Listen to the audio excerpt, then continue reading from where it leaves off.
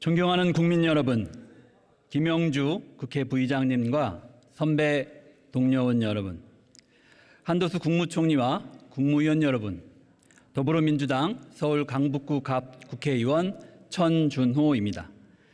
윤석열 정권 출범 1년 6개월이 지났지만 민생은 악화일로입니다.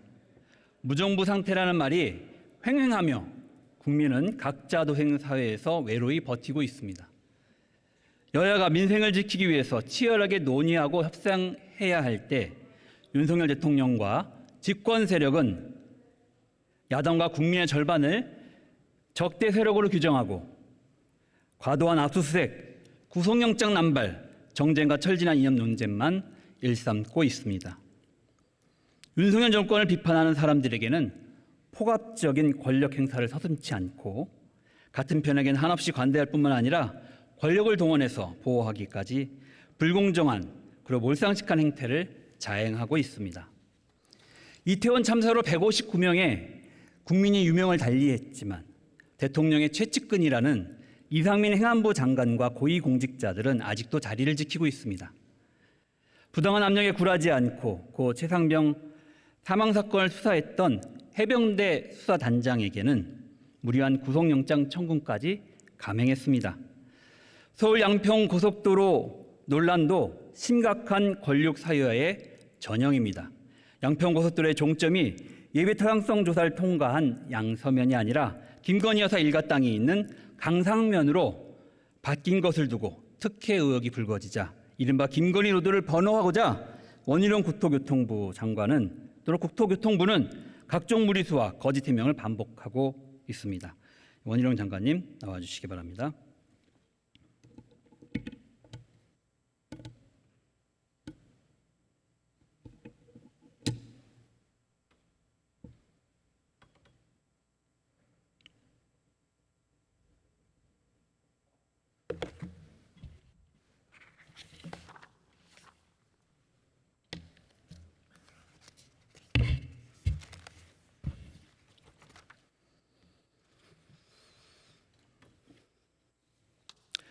장관님, 장관직을 수행하는 과정에서 감정을 조절하지 못하고 극단적으로 결정을 내리는 모습을 보이고 계시다. 이런 평가가 있는데요. 어떻게 생각하십니까? 그건 오해고요. 그렇지 않습니다. 저는 매우 차분한 사람입니다. 네. 지난 5월에 인사청문회 과정에서 제가 장관께 그 전에 있었던 라디오 토론에서 상대방 패널에게 화를 참지 못하고 분노를 표출하는 장면을 예를 들면서 국토부 장관의 자질에 대한 말씀을 드린 적이 있습니다. 기억하시죠? 예, 그것은 그 패널이 제 아내의 그 의사 자격증 그 협회 회원을 박탈하겠다라는 말도 안 되는 강압적인 이야기를 했기 때문에 항의를 하고 있는데 나가버리더라고요. 네. 그래서 말을 마저 한 거에 불과합니다. 당시 제가 그 말씀을 드린 핵심은 국토교통부 장관이라는 자리가 갈등이 첨예하게 대립하고 이해관계가 충돌하는 일이 잦은 곳이기 때문에 극단적이거나 감정적인 일처리를 해서는 안 된다는 취지에서 말씀드린 바가 있었습니다. 아울러서 분노 조절에 실패하는 상황이 자주 발생하게 되면 국민과의 소통도 어려울 뿐만이 아니라 같이 일하고 있는 국토교통부의 우리 공무원들도 장관에게 직언을 하기가 어렵게 된다라는 취지에서 좀 절제하시라는 취지로 말씀드립니다. 염려는 알겠습니다만은 걱정 안 하셔도 됩니다. 네. 그런데 최근에 서울 양평 고속도로 문제를 대하는 원희룡 장관의 태도를 보면서 제가 청문회 때 드렸던 말씀이 전혀 반영되고 있지 않다 이런 걱정을 갖게 되었습니다. 지난 7월 원희룡 장관께서 갑작스레 양평 고속도로의 전면 중단을 선언하셨죠. 백지화 선언을 하신 것인데요. 수조 원대의 국책 사업을 장관이 말 한마디로 백지화하는 것은 불가능한 일이고 또 있을 수도 없는 일이고 있어서도 안 된 일입니다. 또 그뿐만이 아니라 김건희 여사 일가 땅의 존재를 알았다면 장관직과 정치 생명을 걸겠다라고 지키지도 못할 그런 무리한 정치적 발언까지 이렇게 하셨습니다. 장관이 이렇게 극단적 발언을 쏟아내니까 국토교통부도 그 이후에 무리한 거짓 해명을 이제 반복하고 있는 게 보이고 있는데요. 그러면서 의혹이 더 커지고 있죠. 이 해소되고 있지 않은 의혹 몇 가지를 제가 간단히 소개를 해보겠습니다. 강산면 종점을 분기점으로 진출로가 없어서 김건희 여사 일가 등 인근 토지 시사에는 양평고속도로 종점 변경이 별다른 영향을 미치지 못할 것이다라고 해명을 했지만 실제로 보면 강성명 분기점으로서 불과 5분 거리에 남양평 IC가 있어서 일가 땅의 서울 접근성을 크게 개선하는 효과가 있다라는 점이고요.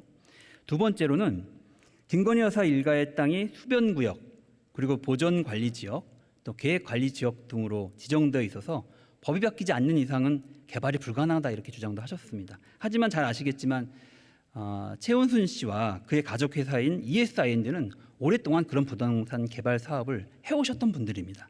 셋째, 국토부는 예비타당성 조사 때부터 서울 춘천 고속도로와의 연결을 고려한 적이 없다라고 이야기하셨지만 예비타당성 조사 보고서에는 13번이나 그런 이야기가 나오고 있습니다. 월간 진도 보고서가 없다고 이야기했지만 받은 의원들도 있었습니다. 또 당초 가압지시상에는 과제가 끝나지 않았음에도 용역비를 먼저 지급하는 일도 있었고요. 그리고 핵심적으로는 메모를 좀 해야 국토부가 대한노선의 제안을 처음에 양평군에서 했다고 하다가 말 끝까지 필기구를 다른 기회를 드리겠습니다. 메모를 해야 될 것 같아요. 예. 용역사로 말을 이제 바꾼 바가 있고요. 예. 여전히 석연치 않은 부분들이 많습니다. 이런 부분들은 국정조사 등을 통해서 명명백백하게 앞으로 밝혀진 부분이라고 저는 생각을 합니다. 저는 오늘 장관님께 이런 문제와 좀 다른 문제를 제기하고자 합니다. 국토교통부가 그동안에 본질적으로 양평고속도로의 대안 노선으로서 이것이 왜 적절하냐를 주장할 때 가장 많이 이야기하셨던 것이 교통량 증가를 언급하셨고 경제성을 따졌을 때 원안보다 낫다 이렇게 말씀을 해오셨습니다. 그런데 저는 국토교통부가 강상면 종점대안 변경을 변호하기 위해서 교통 통계를 왜곡하고 국민을 속였다라고 하는 취지에서 질의를 좀 드리고자 합니다. 그동안 국토교통부는 양평고속도로 총 사업비가 5.4% 증가하는 데 반해서 대안 노선에 대한 총 사업비가 5.4% 증가하는 데 반해서 교통량은 6.5%가 늘었다. 그래서 해당 노선의 경제성이 우수하다는 취지로 적극 변호해 오셨습니다. 특히 장관은 지난 7월 26일에는 국토위 현안 보고에서 편익의 핵심은 교통량이다 이렇게 얘기하면서 대안 노선이 비용 대비 교통량이 높게 나왔기 때문에 앞으로 비시도 잘 나올 것이다 이런 취지로 말씀을 하셨는데요, 맞죠? 네, 그렇습니다. 네. 또 우리 백원구 국토교통차관께서는 총 사업비는 5.4% 증가한 데 반해서 교통량은 6.5% 증가했다라고 직접 언급도 있게 하셨습니다. 예, 알고 계시죠? 네. 네. 근데 이 6.5%의 교통량 증가가 어디서 나왔는지를 자료를 이렇게 아마 그 국토교통위원 위원들도 많이 요구하셨고 아마 많이 찾았는데 잘 찾지 못했던 것 같습니다. 근데 제가 이번 질의를 준비하면서 자료를 검토하다가 그 좀 의문을 이제 조금 풀게 되었는데요.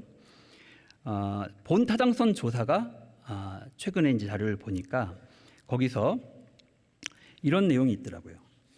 이게 교통 수요 보고라고 하는 이 자료인데요. 이 자료 안에 세부 내용을 보면 이렇습니다. 저기 표에도 지금 나와 있습니다. 양평 고속도로에 대한 교통 수요 분석이라는 표입니다.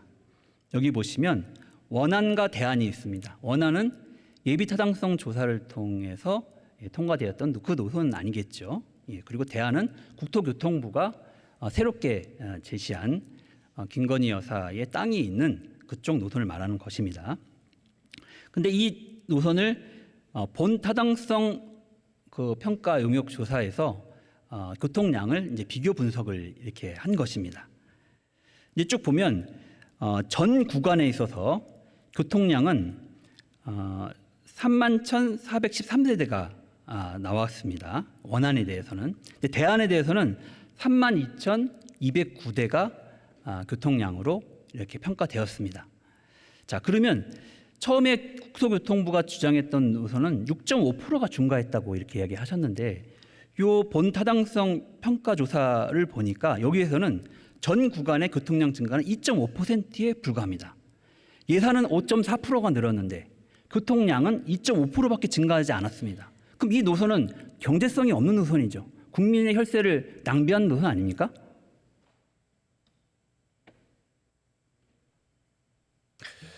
답변해 보시죠. 지금 보고 있는데요. 물론 이게 제가 뭐 이게 실무 작업을 했던 표가 아니라서 제가 뭐 더 정확한 건 추후에 드리겠습니다만. 국토교통부가 아니 홈페이지에 지금 공개한 자료입니다. 말씀드리겠다니까요. 네네. 지금 끝에 전 구간이라는 그 부분만 보신 거죠 지금. 네네. 근데 앞에 보면요. 시점 강일에 대안엔 제로로 돼 있고요. 그죠? 그러니까요. 이 전 구간이라고 하는 것은 그 앞에 위에 있는 구간에 그 평균치를 낸 겁니다. 그래서 거리 가중치를 이 적으면서 표가 평균치를 낸 겁니다. 저 수치가 어떤 것인지, 왜냐하면 저런 것들을 작업한 실무자들이 뭐 6%가 이렇게 보고를 해왔던 거기 때문에 그 부분에 대해서 정확히 확인해서 말씀을 드리겠고요. 지금 천 의원님께서 나름대로 짚으시고 계산한 게 2점 몇 프로밖에 안 나온다고 하시니까 그 부분은 확인해서 정확한 답변을 따로 드리도록 하겠습니다. 왜냐하면 지금 표 자체가 완전치가 않잖아요. 지금 보시다시피. 그동안에 국토교통부가 주장하면서 이 노선이 경제성이 있다, 우수하다라고 이야기했던 주장의 핵심은 5.4%의 비용이 증가했지만 실제로 교통량은 6.5% 증가했기 때문에 우수한 노선이다라고 중가를 해오셨습니다. 6.5%가 아니라 그리고 더 많을 장관께서도 건데요. 예. 교통량의 증가를 계속 강조해 오셨거든요. 그렇습니다. 네. 저걸 그 입력값을 넣어서 이 알고리즘으로. 아니 그러면 장관께서는 그동안에 이 숫자도 확인하지 않고 그런 허위 주장을 하신 겁니까? 아니 이 표를 일일이 제가 확인하는 건 아니죠. 그러면 왜냐하면, 장관이 예, 그런 걸 주장할 때 보고받은 자료는 누가 만든 자료입니까? 도로국장이 만드는 거고요. 네. 이 내용은 이미 홈페이지를 통해서 인터넷에 다 공개돼 있고요. 우리 국토위원회에서는 이 부분을 좀 더 심도 있게 특히 야당 의원님께서 질문하시면서 아예 그 서버에 들어있는 걸 보자 그래가지고 그걸 확인하는 단계에 들어가 있습니다. 그 결과를 갖고 이건 뭐 저희가 속일 수 없는 부분이기 때문에 정확한 확인 결과를 따로 답변을 드리도록 하겠습니다. 장관께서는 속일 수 없는 노선이라고 이야기라고 숫자라고 얘기하시지만 속일 수가 없습니다. 예. 제가 보기에는 의도적으로 눈속임을 했다고 이제 보여집니다. 제가 그 이유를 그렇게 속단하지 설명드리겠습니다. 마시고요. 이유를 설명드리겠습니다. 들어보십시오. 이거 뭐 지금 확인하면 표를 다 보시기 나오는 바랍니다. 건데. 자, 지금 표를 보시기 바랍니다. 예. 저 표를 보시면 오른쪽에 돈 타당성 평가가 제가 아까 말씀드린 내용입니다. 원한 노선과 대안 노선의 전 구간에서 교통량을 이렇게 비교한 것입니다. 그래서 원래 교통량은 동일한 기준으로 평가했을 때는 2.5% 증가한 것에 기초했습니다. 근데 6.5%가 어디서 나왔을까 제가 찾아보니까 그 숫자가 이걸 자료를 보면서 제가 확인하게 된 것이죠. 예비 타당성 조사 자료를 보면 32,470대라고 하는 숫자가 나옵니다. 이것과 비교해서 주장을 하신 것으로 이제 보여집니다. 추측이시고요. 네. 정확히 확인해서 답변을 드립니다. 정확합니다. 예, 왜냐하면 숫자가 똑같이 국토부 자료에 이렇게 나왔기 때문이죠. 예, 제가 왜 그러면 그런지를 보여드리겠습니다. 이거 국토부가 만든 수치도 아니고요. 국토부의 현안 보고 자료를 제가 보여드리겠습니다. 자, 보십시오. 여기 보면 예비 타당 노선의 전 구간 그 일일 대수는 32,247대를 표시했습니다. 그리고 대안 노선에서는 32,209대를 표시하고 있습니다. 이 32,247대는 바로 예비 타당성 조사에서 나온 전 구간 노선의 내용입니다. 그런데 예비 타당성 조사에서 밝혔던 교통량과 본 타당성에서 밝혔던 교통량을 대안 노선의 교통량을 비교하면 안 되는 이유는 두 가지는 서로 다른 조건에 있기 때문에 기초 자료가 다르기 때문에 두 가지를 비교할 수 없습니다. 하지만 국토부는 자기가 변호하는 대안 노선의 우수성을 주장하기 위해서 인용하면 안 된 노선을 갖다가 인용을 해서 실제로 노선이 경제적이다고 주장을 한 것입니다. 6.5%의 증가가 있었다. 교통량 증가 이렇게 주장을 한 것이죠. 이것은 명백하게 국민을 눈이 속인 것입니다. 그렇지 않습니다. 그리고 왜 아닙니까? 지금 교통량 문제도 있고 뭐 예타 보고서 다 보셨겠지만 예타 보고서 결론에 그 교각 접속부, 그러니까 고가 접속부가 지금 예타안의 양서면에 가지 않습니까? 그럼 여기에 바로 턴업이 인접해 있고 40m 교각이 마을리로 800m를 지나가야 됩니다. 이 부분에 대한 기술적 검토를 해서 근본적인 문제가 있으면 대안으로 가야 된다라는 게 예타에 이미 들어 있습니다. 게다가 예타안이 통과된 이후에 인터체인지 진출입로가 없는 것에 대해서 양평군에서 근본적인 여야를 다 떠나서 민원 제기가 됐기 때문에 IC를 설치하려면 아무데나 할 수 있는 게 아니고요. 국도나 이 고속도로가 맞물리는 부분에 IC를 해야 되는데 그런 점에서 설치할 수 있는 곳이 한 3군데 정도밖에 안 나옵니다. 그 점을 연결하다 보니까 이게 안이 넘겨가게 되는 거지. 이것을 저희가 무슨 사전에 특히 민주당에서 제기하는 것처럼 권력의 외압에 의해서 국토장관이 지시를 해서 이거를 비료로 했다? 그 부분은요, 근거 없는 억측이고요. 실제로 국토위에서 야당 의원님들이 제기하시지만 추가적인 근거를 하나도 제기를 못하기 때문에 요즘은 기사도 잘 안 납니다. 장관님이 이렇게 장황하게 설명을 하셨지만요. 제가 이야기하는 것의 핵심은 장관님은 가짜, 거짓된 데이터를 동원해서 그동안의 경제성이 있다고 이야기했다는 것도 그렇지 않다고 말씀드렸기 때문에 5.4%의 비용이 증가했지만 6.5%의 교통량이 증가했다라고 이야기를 해오셨습니다. 국토교통부가 그동안에 차관도 이렇게 이야기를 하셨고, 근데 실제로는 데이터 값이 6.5%가 아니라 여러 2.5% 증가에 불과하다는 말씀을 드리는 겁니다. 데이터 값은 그것이 산출된 식과 입력값들 그리고 거기에 전제 조건들에 따라 가지고 여러 가지가 있는 거기 때문에 이런 부분들이 어떻게 표로 집결되는지 이 부분에 대해서 이 수치를 산출하고 이용한 사람들에 대한 정확한 설명을 들어야 할 수 있는 거지 가짜라고 먼저 결론 내리고 들어가진 않아주셨으면 좋겠습니다. 저는 장관님이 지금도 솔직히 인정을 안 하고 계신다고 봅니다. 거짓된 왜곡된 데이터를 동원해서 저는 답변을 경제성이 이미 있다라고 이렇게 주장을 다 하신 드렸으니까요. 거고요. 이거 사실은 실제와 다르다는 말씀을 드리고, 그렇게 하시면 장관님뿐만이 아니라 국토교통부 직원들도 거기에 대한 책임을 같이 져야 합니다. 그렇기 때문에 저희가 국정조사를 주장하고 있는 것이고, 그것을 통해서 여러 의혹들이 해소될 수 있기를 좀 기대를 합니다. 거짓이라는 근거를 하나도 제시하지 못하면서 왜 가짜라고 제가 지금 하십니까? 이야기를 드리지 않습니까? 지금 인용한 이 데이터 데이터가 사실이 값들이 아닙니다. 없는 걸 가져온 게 아니라 다 지금 있는 데이터들을 가지고 지금 어떻게 보면 말꼬리를 잡으시는 셈이시죠. 그렇지 않습니다. 그러시면 안 됩니다. 기준이 다른 데이터를 없는 이용해서 데이터를 그런 걸 없는 숫자가 튀어나온 게 아니잖아요. 여기저기 흩어져 있는 숫자를 의원님께서 지금 표로 모아놓으신 건데 과연 이게 어떤 맥락의 어떤 데이터인지 진위가 문제되는 것인지 맥락이 문제되는 것인지 그 부분에 대해서는 데이터를 산출하고 이 작업을 한 사람에 대한 정확한 답변을 제가 추후에 드리겠다라고 말씀드렸는데 더 이상 이제는 제가 반복해서 분명히 말씀드리지 밝히지만 않겠습니다. 예. 본 타당성 용역 조사를 했고 그 안에서 동일한 값으로 교통량을 비교를 하신 데이터가 있습니다. 그 원안과 대안 노선에서의 차이는 2.5% 증가에 불과하다. 그런데 그것을 그동안에는 모른 척하시고 6.5%가 증가했다고 하는 인용할 수 없는 데이터를 인용해서 국민들 네.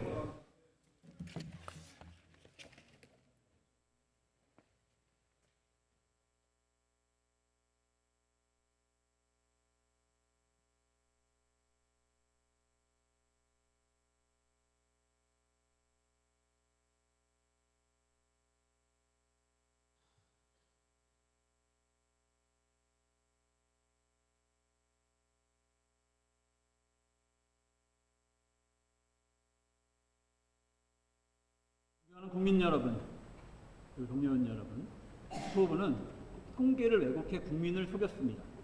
원희룡 국토교통부의 대국민 사기극입니다.